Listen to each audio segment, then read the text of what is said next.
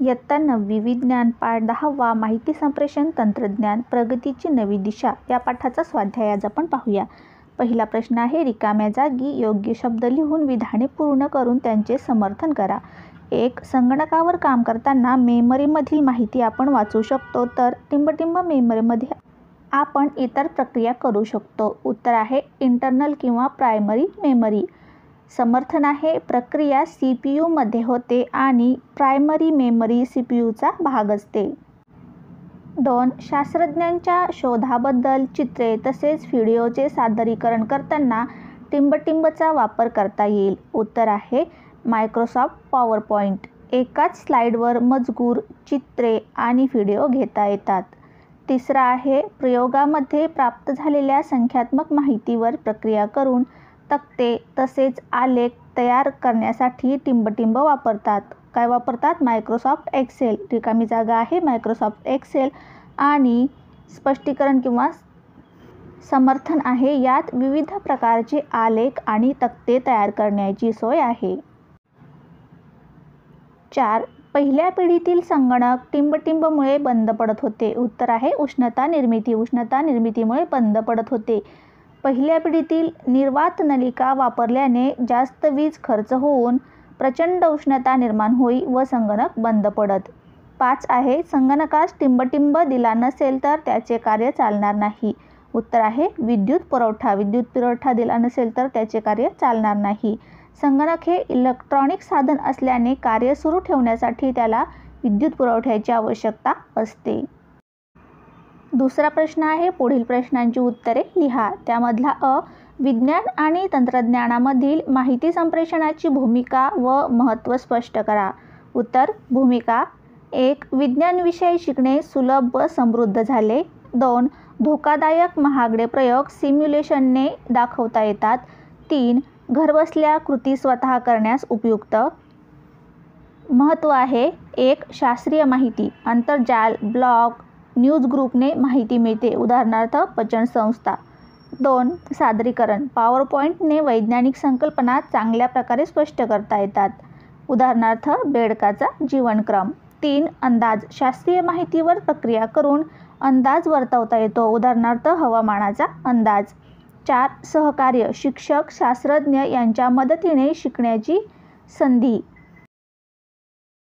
आ. संगणकातील कोणकोणत्या ॲप्लिकेशन सॉफ्टवेअरचा वापर तुम्हाला विज्ञानाचा अभ्यास करताना झाला? कशा प्रकारे? उत्तर, पहिला आहे वर्ड प्रोसेसर, मायक्रोसॉफ्ट वर्ड. प्रात्यक्षिक कार्याचे लेखन करण्यासाठी. 2. स्प्रेडशीटचा उपयोग, प्रयोगाचे गणन करणे आणि आलेख काढण्यासाठी. प्रेझेंटेशन म्हणजेच पॉवरपॉइंट, आकर्षक आणि मनोरंजक सादरीकरण तयार करण्यासाठी. 4. ब्राउझर्स, वेबसाईटवरील माहिती शोधणे व विज्ञान विषयाशी निगडीत माहिती जमा करण्यासाठी.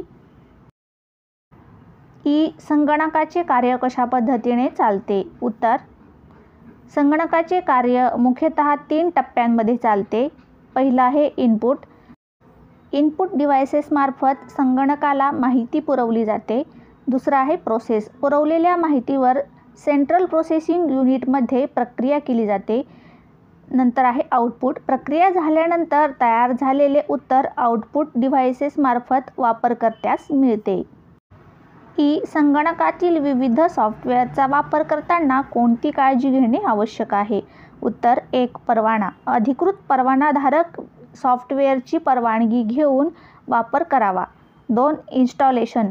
फ्रीवेअर शिवाय इतर अधिकृत सॉफ्टवेअर इन्स्टॉल करावे. 3. ॲक्सेस.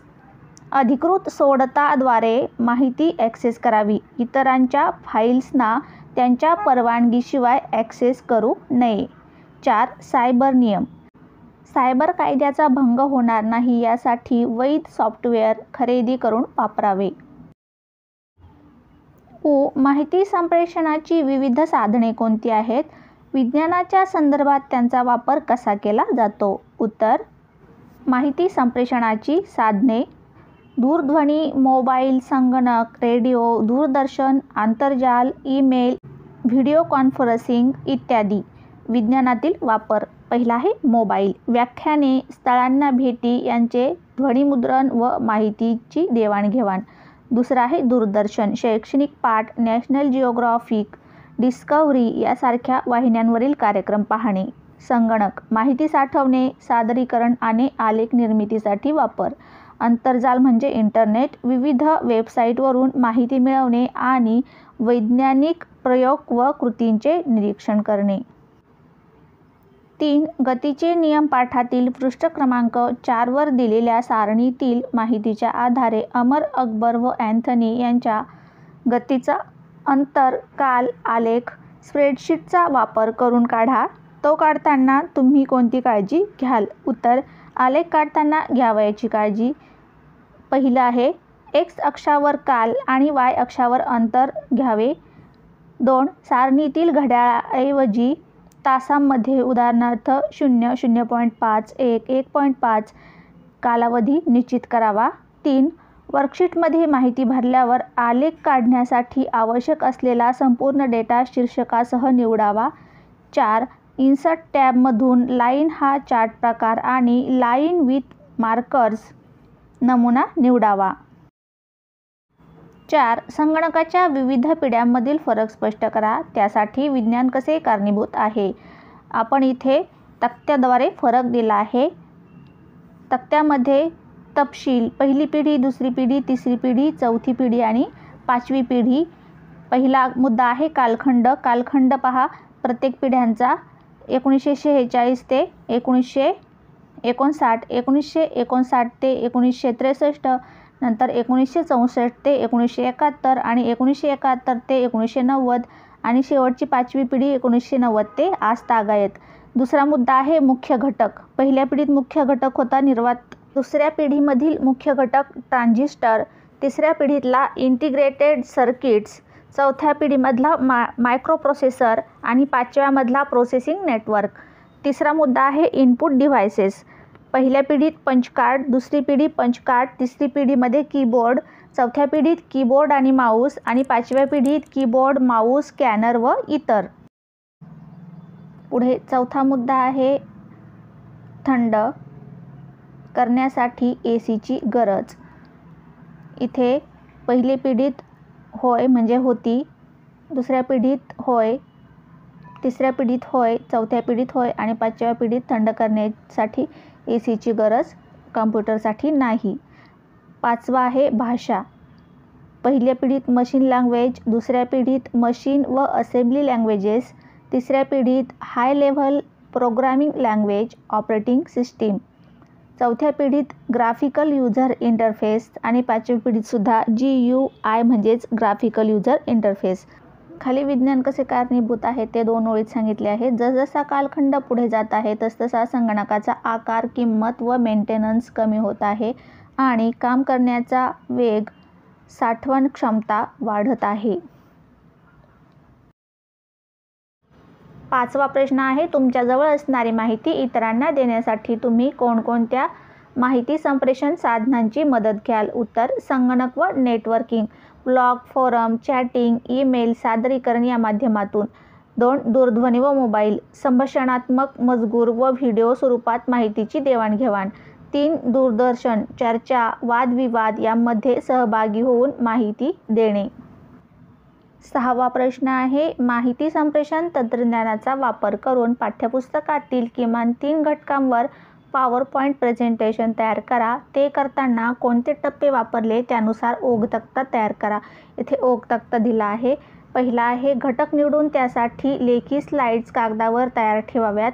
2. आवश्यक चित्रे आंतरजालावरून डाउनलोड करून आकृत्या, तक्ते हे फोल्डरमध्ये सेव्ह करून ठेवावेत.